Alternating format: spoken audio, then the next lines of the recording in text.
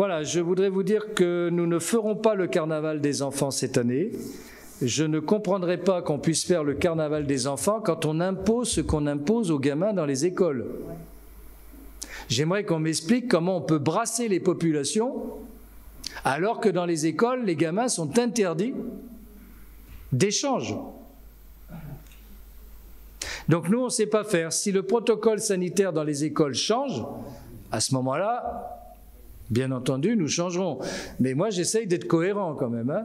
On ne peut pas être dans une caserne, puisque nos écoles sont devenues des casernes, où on impose, et faire le carnaval.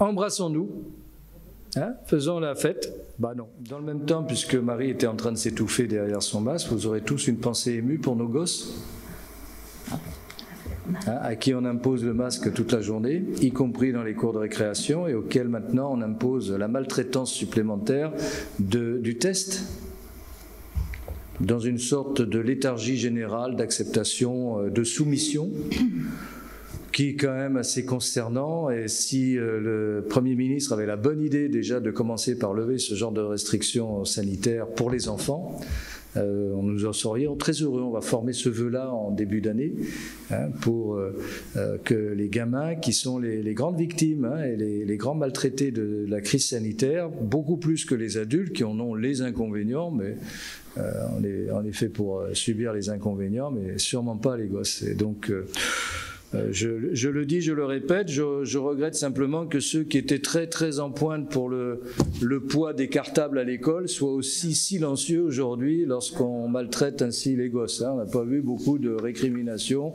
Hein. Pourtant, le marronnier du cartable trop lourd pour les frêles épaules des petits, hein, à côté, ça fait rigoler, quoi. Enfin bon. Donc c'est comme ça, mais on a tellement peur d'être obligé de se garder les gosses à la maison et de ne pas pouvoir aller au travail.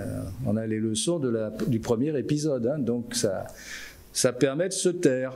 Voilà, ce qui prouve qu'on n'est quand même pas si indigné que ça, hein, paraît-il. Rappelez le bouquin il y a 3-4 ans, indignez-vous, etc. Ouais. Ah. On est loin de ça, et ceux qui le font parfois avec excès et sont en tout cas surtout déconsidérés. Mais les soumis n'ont pas de raison de se sentir plus fiers que ça.